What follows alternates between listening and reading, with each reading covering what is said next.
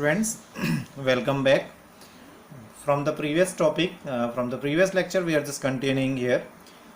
In the previous lecture, we have just seen how the ducts are being originated from the seminiferous tubule. We have seen how the sperms are being produced there inside the seminiferous tubule. Now these sperms are moving out of the seminiferous tubule in form of the with the help of some genital ducts. The first duct which is being originated from the seminiferous tubule is the Ratitestis. Then Ratitestis combines to form the Vasa efferentia. Vasa efferentia is continuing the sperm to the ductus epididymis, and ductus epididymis is known for the functional maturation and temporary storage of the sperm.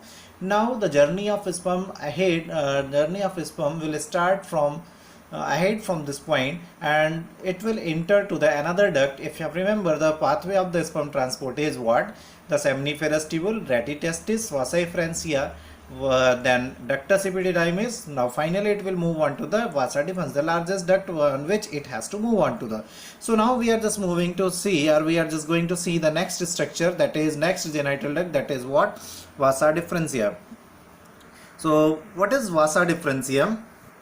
So Vasa deferentia is a duct arise from the last part of the epididymis. If you have remembered, the last part of epididymis is if you have remembered, the three parts of epididymis was there: carpus, caput and cauda epididymis. The caudal part is the last one of the epididymis. So the Vasa deferentia is being originated from the last part of epididymis, that is what?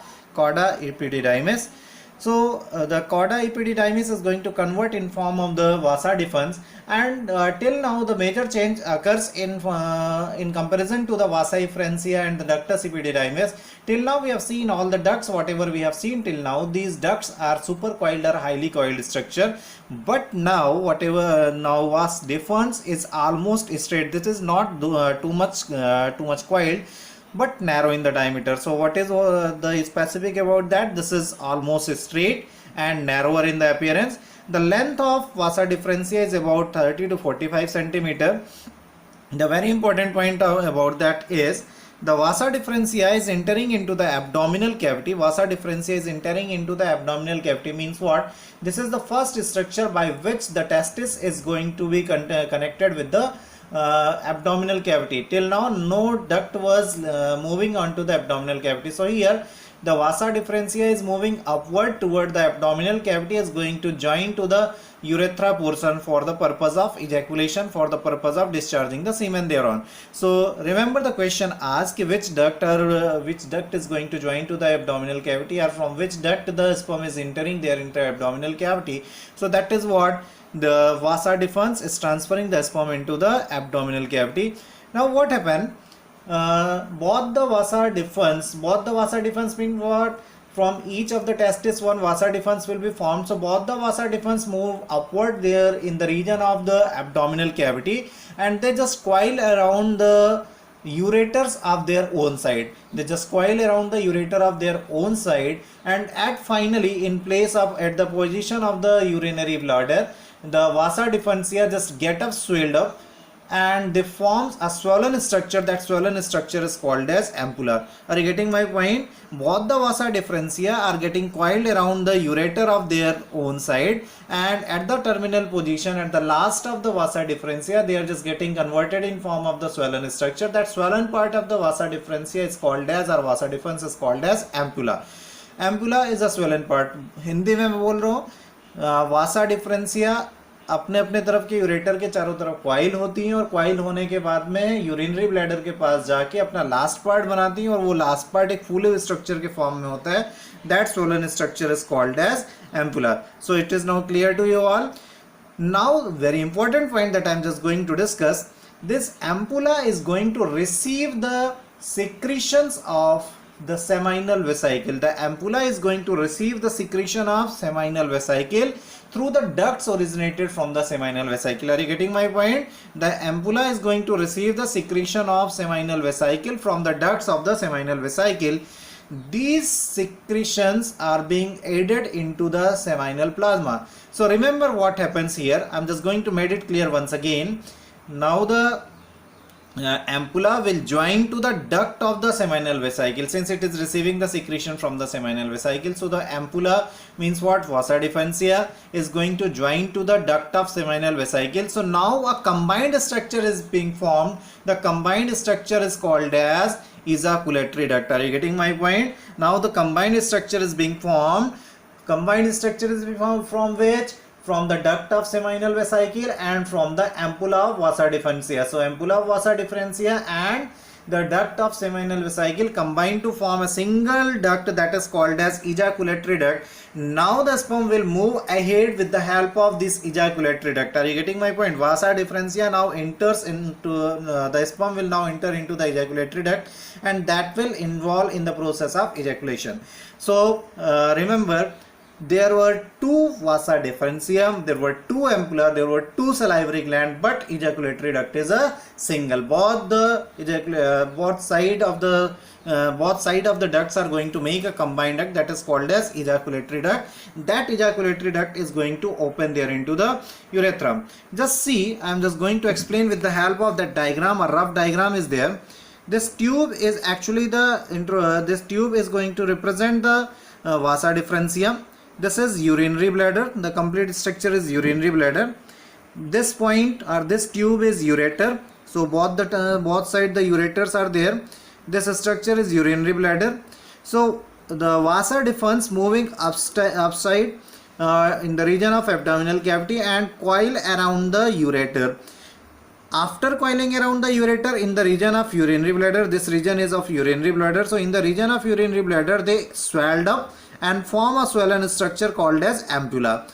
The duct from the ampulla, that means the vasa deferens, will join to the duct of the seminal vesicle. These two structures are the seminal vesicle. Listen, the ampulla of both the sides receives the duct from the seminal vesicle from their own side and combines to form a common duct, that is called as ejaculatory duct. So here the ureter is there, the vasa deferens is coiling around the ureter. They are just going to form an ampulla, a swollen structure at the terminal end. Seminal vesicle is lying closer to that. Seminal vesicle is releasing the secretion with the help of duct. That duct plus the vasa differentia going to form a combined duct, that is called as ejaculatory duct. Now the every transport of the sperm will taking place with the help of ejaculatory duct. Are you getting my point? Now the question arises ki how the sperm is being moved there inside the vasa deferens. So please take care. The movement of sperm in the vasa deferens is being mediated by the peristaltic movement. If you remember, what is the meaning of peristalsis? There in the process of digestion only I have just gone through. The peristaltic movement is a movement which is being mediated by the continuous series of contraction and relaxation in the alimentary canal. So here also the vasa deferens will undergo in the continuous series of the contraction and relaxation. That movement is called as peristalsis. So the movement of sperm in the vas deferens is also being mediated or also being regulated with the help of the peristaltic movement. So is it clear to you all? Now the question arises, how does the peristaltic movement is being supported, or how does the peristaltic movement can be regulated there in the vasa deferens? So for that you must remember both the structures vasa deferens and epididymis, both the structures having circular muscles present on the external surface, and the inner surface is made of the epithelial muscle. Are you getting my point? Both the structures vasa differentia and epididymis have the circular muscle on their external surface for providing the strength for the peristaltic process, and internal layer is made of epithelium as usual. So this is clear to you all. So vasa deferens is the single straight tube, almost straight tube from which it is entering in from which the male reproductive system is entering into the abdominal cavity, carries the sperm, it joins to the seminal vesicle, form the ejaculatory duct. Now the ejaculatory duct will have to continue the transport of the sperm till the last point of the body. Okay, so now moving on to the next structure. The next structure of the human male reproductive system is urethra. Urethra is a kind of tube which is not the part of reproductive system. It is actually the part of urinary system or excretory system. Here just pay attention on that diagram. The ureters are there, urinary bladder, and from here at the bottom of the from the bottom of the urinary bladder, a tube is originated to discharge out the urine from the body. That tube is called as urethra. The tube which is discharging out the urine is called as urethra. And now this is very important point, that urethra is a common passage of urine and sperm. Urethra is a common passage of urine and sperm. So the tube originated from the urinary bladder is called as urethra, and urethra is what? Is a common passage of urine and sperm. So structurally, if we are just going to study the urethra, so urethra is being divided into the four parts. The first part of the urethra is called as prostatic urethra. Second one is called as membranous urethra, third one is called as penile urethra, and fourth one is called as urinary urethra. So one by one we are just going to see. The first part of urethra is called as the prostatic urethra. The prostatic urethra is the first part. First part means what? The part which receives the ejaculatory duct. The ejaculatory duct enters inside the prostatic urethra only. So it will receive the ejaculatory duct, first part. And why it is being given the name as the prostatic urethra? Because it is present in between the two prostate glands. The prostate glands are also lying in the region of that. So it is receiving the secretion of prostate gland also. Urethra is receiving the secretion of prostate gland also. So the prostatic urethra is what? It is the first part. It present in between the prostate gland and receives the secretion of ejaculatory duct. The ejaculatory duct enters inside the urethra from the prostatic part only. Are you getting my point? So prostatic urethra, first part, lies in between the prostate gland. That is why it has been named as the prostatic urethra. So receives two types of secretion. First one, the seminal plasma from the ejaculatory duct, and second one, the prostate gland secretion it will receive. Next one, the next part is called as the membranous urethra. Membranous urethra is the second part, the smallest part, and enter inside the penis. It receives the secretion of the bulbourethral gland or the Cowper's gland. Okay, so now moving on to the third part of the urethra. The third part of urethra is called as penile urethra. The penile urethra is present in between the penis or in the region of the penis only. It is also known as spongious urethra because in the structure of penis we'll see the two types of the erectile tissues are there. One is called as corpora cavernosa and one is called as corpus spongiosum. So this present in the region of corpus spongiosum. That is why this is called as spongious only, and this is the longest part of the urethra. First one, that is the prostate urethra in between the prostate glands. Second one, membranous urethra from which it enters inside the penis, and third one, penile urethra inside the penis in between the corpora spongiosa, longest part. Urinary urethra, it carries only urine. It is not involved in the process of transport of the sperm. This is not having any kind of the sperm there on. So one more important thing that we have already discussed here during the description of the urethra only. If you have just seen, the two types of glands are present in the region of urethra. So in the NEET examination, the better questions are being asked, how many glands are there in the region of urethra, or how many type of secretions are being received by the urethra. So you have seen the two glands are present there. One is called as the Cowper's gland in the region of membranous urethra, and one is prostate gland in the region of prostate urethra. So urethra always receives the secretion of Cowper's gland and the prostate gland. So urethra always receives the secretion of Cowper's gland and the prostate gland. So this you must made it clear. If I have just pointed out it separately, means what? This question is very important. So urethra always receives the secretion of the Cowper's gland and the prostate gland. Now moving on to the next structure of the male reproductive system, that is penis. Penis is considered as the male reproductive structure, male copulatory structure by which is used to discharge the semen into the female reproductive tract. This is vascular, spongy and erectile in nature. Vascular means it is completely having the blood vessels, spongy, flexible and erectile in the nature. Why the erectile nature of the penis is there? This is very important question. Many of the time it has been asked there in the examinations. So it is because of three types of the longitudinal cords are present in the penis only. The structure of penis is made of three longitudinal cords. The cords are corpora cavernosa and corpora spongiosum.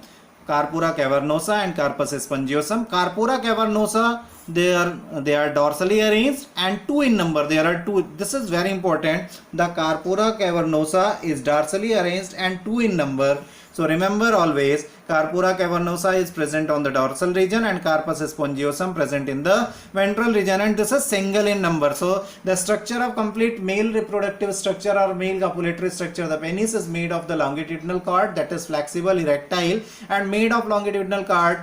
Three longitudinal cards are present. Two are called as dorsal card, that is Carpora cavernosa, and one is ventral card, that is Carpus spongiosum. So here in the diagram only, just to understand how they are being arranged, these two cards are dorsally arranged card, that is called as the Carpora cavernosa, and the bottom one is of the ventral card, that is Carpus spongiosum. Inside the Carpus spongiosum, one additional tube is there, that tube is urethra. Are you getting my point? So means urethra is bisecting the Carpus spongiosum. That is why the penile urethra is present in between the Carpus spongiosum. If you have remember, just before few minutes I have just discussed, I have just made it clear, the penile urethra runs between the Carpus spongiosum. So penile urethra runs between Carpus spongiosum means what? The penile urethra is bisecting the portion of the Carpus spongiosum. So each of the card, now moving on to the moving on some more points about the structure of the penis. Each of the card is covered externally by the thick capsule, thick layer of the connective tissue, thick layer of the fibrous capsule. That capsule means the external covering. That capsule is called as tunica albuginea. Each of the cord means what? This one here, this is tunica albuginea. This is tunica albuginea. So each of the card is covered externally with the help of a fibrous capsule. That fibrous capsule is called as tunica albuginea. The terminal swollen part of the penis is called as the glans penis. It is covered externally by a part of skin that is called as foreskin or the prepuce. So terminal swollen part of the penis is called as the glans penis, and it is covered by foreskin that is called as prepuce. One important question, why I am just discussing this prepuce here, one important question for the NEET examination or higher examination, one gland is lying at the base of the prepuce only. That gland is called as prepucial gland or the Tyson gland. One gland is present at the base of prepuce only. That gland is called as prepucial gland or the Tyson's gland. Tyson's gland or prepucial gland present at the base of prepuce, which is, remember, this is a modified sebaceous gland. This is what? A modified sebaceous gland. Remember, very important question is there. The prepucial gland is present at the base of prepuce only. Where it is present? At the base of prepuce only. And what is that? This is a modified sebaceous gland which is going to release the sperma over the prepuce. So is it clear to you all? One last point about the penis, that is circumcision. Circumcision, somewhere, sometime, the removal of prepuce is being observed. So removal of the prepuce is called as circumcision. Circumcision is the process of removal of the prepuce or the foreskin. So I think it is clear. In case of penis, two things very important: the Carpora cavernosa 2 dorsal and Carpus spongiosum 1 ventral. Penile urethra bisects the Carpus spongiosum. The prepucial gland present at the base of prepuce only, which is a modified sebaceous gland. So now it is clear to you all. Now moving on to some more structures of the male reproductive system. Now moving on to the next, we are moving on to the accessory sex glands in the males, in the human males. Remember, dear student, this is very important question. This is a very important portion for the NEET examination as well as for your class 12th examination. So we are just going to discuss the accessory sex gland. Humans are having 3 accessory sex gland present in their body. One is seminal vesicle, one is prostate gland, and one is Cowper's gland or the bulbourethral gland. So we are just going to see one by one what is the importance of these glands. Very important questions we are just going to discuss. So remember, first one, seminal vesicle. Seminal means what? The seminal fluid. Vesicle means a vesicular structure. So that is usually vesicle word is going to confuse us. Vesicle is going to a structure which is going to store something, but here vesicle is not the structure which is going to store, but it is going to release, it is going to form, because seminal vesicle is made of glandular epithelium. This is having the glandular epithelium, and wherever the glandular epithelium is there, so glandular epithelium is always known to release out some of the secretion. So just start with the seminal vesicle. Seminal vesicle is paired as usual in the previous structure only we have seen. This is present on both the side, and they are just going to release out the secretion with the help of their particular duct, and with duct it's going to join to the vas deferens and form a combined duct that is called as ejaculatory duct. So this is paired. One pair of the seminal vesicle is present. It is originated from the Wolffian duct. Continuing from the previous lecture's topic, in the previous lecture we have seen anti-Mullerian factor is being released by the Sertoli cells, which is going to suppress the development of Mullerian duct and increase or facilitates the development of Wolffian duct. Wolffian duct is developed from the archinephros duct there in the males only, and it is going to convert in form of the vas deferens, epididymis and the seminal vesicle. So here this is very important point कि this is paired structure and originates from the Wolffian duct.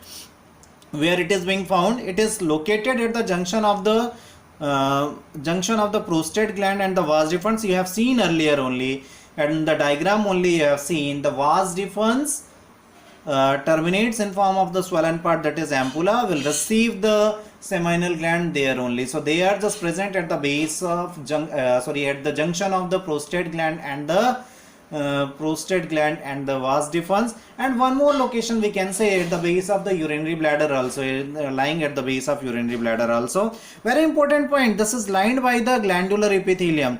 The seminal vesicle is lined by the glandular epithelium. Glandular epithelium, just now I just made you clear. Glandular epithelium means to say the epithelium which is secretory nature, which is known to release out some of the secretory material, some of the materials, whether it is enzyme, hormone, whatsoever is there. Whenever the glandular word is there, so that has to release out some of the material. So remember, when glandular epithelium is present in the seminal vesicle, so definitely it has to take charge of formation of something. So seminal vesicle is known to release out, known to form what? The seminal fluid. The seminal vesicle is known to form what? Seminal fluid. The fluid released by the seminal vesicle is called as seminal fluid. So seminal fluid is what? Seminal fluid is nothing. It is a kind of alkalis yellowish fluid which forms or contributes the maximum to the human semen. Are you getting my point? It is yellowish, thick alkaline liquid which forms or contributes the maximum part of the semen. Maximum part means to say around 60 to 70% part of the human semen is being formed by the seminal fluid only. So what is this? This is yellowish liquid which forms or contributes maximum to the seminal plasma, called as seminal fluid. The pH of the seminal fluid, everything is very important that I am just going to discuss. pH of the seminal fluid is 7.3, so that is why this is slightly alkaline, almost neutral. So moving on to the next, that is very important, composition. What are the compository event present in the seminal fluid is fructose, prostaglandins, seminogallins, fibrinogen, inositols, citrates. Once again, fructose is present in the seminal fluid. Seminal fluid, once again the fluid released from the seminal vesicle. Prostaglandins, seminogallins, fibrinogens, inositols and citrates. Okay, is it clear? So these three are the major component present in the seminal fluid. One fructose, second prostaglandin and seminogallin. So just see what is the function of these three. Remember, fructose, the first one. Fructose is an carbohydrate derivative, is a kind of monosaccharide. You can understand very well. It's a monosaccharide and is known as the chief source of energy. So chief source of energy, so whenever the sperm has to move, so that also demand the supply of energy. So the fructose is known to provide the energy for the movement of the sperm. This is responsible for providing energy for the movement of sperm. That is why sometimes the fructose is also considered as the fuel of sperm, because it is providing the energy for the movement of sperm.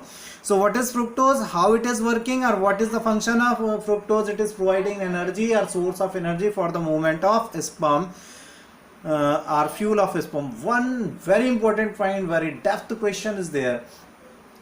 You must remember, my dear child, fructose is not of animal origin. Fructose is of plant origin. This is fruit sugar, not the animal sugar. Animal sugar is glucose, so glucose is not present in the plant. Here what happens, the fructose is present. Fructose is the plant sugar or fruit sugar. This is not present anywhere else in the human body. This is present only in the seminal plasma, and that has been very important. Sometimes what happen, the RAP victims can be identified with the help of the seminal plasma or detection of the seminal plasma. If seminal swab is being able to collect there, so that if that seminal swab is having the fructose present over there, so that will confirm the rape victim. Before 5 to 6 years back, the question was asked there in the examination, how can the seminal plasma is being useful in confirmation of the rape victim. So confirmation of rape victim is being possible just because of the presence of fructose in the seminal fluid.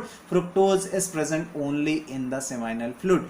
Is it clear to you all? Now next one is the prostaglandin. The second important component of the seminal fluid is prostaglandin. Prostaglandin is helpful in the contraction of vaginal muscles during the release or during the receiving of the seminal fluid. So due to the contraction of the vaginal muscles, it stimulates the contraction of the vaginal muscle. It maintains the viability of sperm and suck up the sperm. It helps in the absorption or driving the sperm from the male reproductive structure. Moving on to the next, the seminogelin, seminosemen, gelin gel. So seminogelin maintains the thickness of the seminal fluid, and it due to the thickness, the sperm movement can be maintained at the constant pace. So that is why it is also helpful in maintaining the viscosity of the sperm and the semen. So now moving on to the next, so seminal vesicle is clear to you all. Seminal vesicle is going to release out the seminal fluid, which is made of fructose, prostaglandin, seminogelin, fibrinogen, inositol and citrate. Fructose, once again the fuel of the sperm and confirmation of the rape victim. Prostaglandin, contraction of the vaginal muscle to maintain the sperm viability, and third one is the seminogelin, which maintains the viscosity of the sperm. Now moving on to the next gland, that is prostate gland. Prostate gland is a single gland. This is unpaired gland and located just below the urinary bladder at the base of urethra. Prostate gland is single, unpaired, located below the urinary bladder at the base of urethra. Remember, prostate gland single, unpaired, located below the urinary bladder at the base of urethra. Next point about that, this is partially glandular and muscular. The prostate gland is partially glandular and muscular gland, which is made of 5 lobes in the human beings. It is made of the 5 lobes. So prostate gland is singular. Remember, seminal vesicle is paired, means 2 in number, but prostate gland is singular. It seems like in the diagram, it seems like it is being paired structure, but it is not a paired structure. This is a common structure, single structure, which is made of the 5 lobes only. It also has to, since the gland is there, so it also has to release out some of the liquid. The liquid is called as prostatic fluid. The prostatic fluid is slightly alkaline, milky, jelly-like material, slightly alkaline. Milky means what? The white color of the semen is being provided with the help of that prostatic fluid. So prostatic fluid is slightly alkaline, milky, jelly-like material. Why slightly alkaline? Because the pH of that fluid is 6.5. So this is almost neutral but have the acidic behavior thereon. So it contributes second largest part to the semen. First part was contributed by the seminal fluid, that is around 60 to 70%. Around 30%, 20 to 30% is being contributed by the prostatic fluid. What is the composition of the prostatic fluid? It has citrate, phosphate, hyaluronidase, lysozyme, fibrinolysin and some of the clotting enzyme. What is there? Citrates, phosphates, hyaluronidase, lysozyme and fibrinolysin. Are you getting my point? What is there? Once again I am repeating: citrate, phosphate, hyaluronidase, lysozyme and fibrinolysin. Okay, so these prostatic materials initially helps in the thickening of the seminal fluid, because earlier it was thin, but due to the thin nature it can move fastly, so they are just going to make the fluid thick, and due to the thickness of the seminal fluid, the sperms can move at a equal pace, can move at a specific pace and can maintain its survival till the longer time. Means what? And sometime what happens ki if the fluid get thicker and thicker again, so that will once again will be harmful for the sperm for the movement of that, and sperm will not be able to move. So suppose if the hypercoagulation of the seminal fluid is there, so for that the profibrinolysin or fibrinolysin and some of the clotting enzymes are there, those enzymes are going to remove the clotting thereon. So these materials once again helps in preventing the hypercoagulation of the semen and maintaining the sperm motility. Now moving on to the next structure, next gland, that is Cowper's gland or the bulbourethral gland. The next structure is Cowper's gland or the bulbourethral gland. Once again, it is one pair single. On the lateral side of the urethra, we have seen in the membranous urethra, one pair of the glands were there. Those the membranous urethra has received the secretion of that. That is what we have discussed at that time.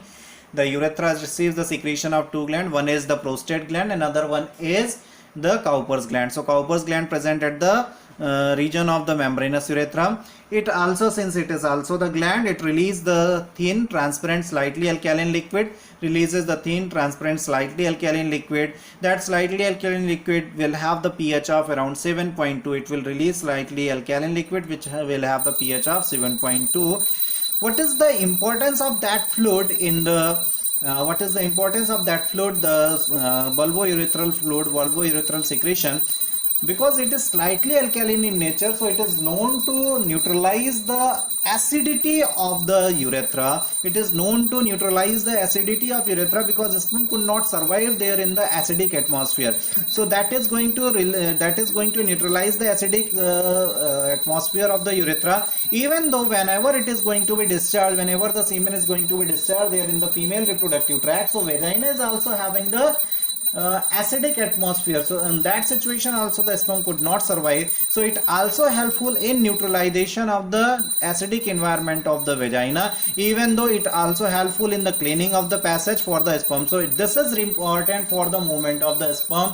It is helpful in maintaining the passage, it is helpful in cleaning the passage. So this is what you must remember, what neutralization of acidity is the basic function of Cowper's gland secretion or bulbourethral gland secretion, whether it is there in urethra or whether it is in vagina. If the question asks why this is necessary, so sperm cannot survive there in the acidic environment, so this is required that they must be provided the alkaline environment.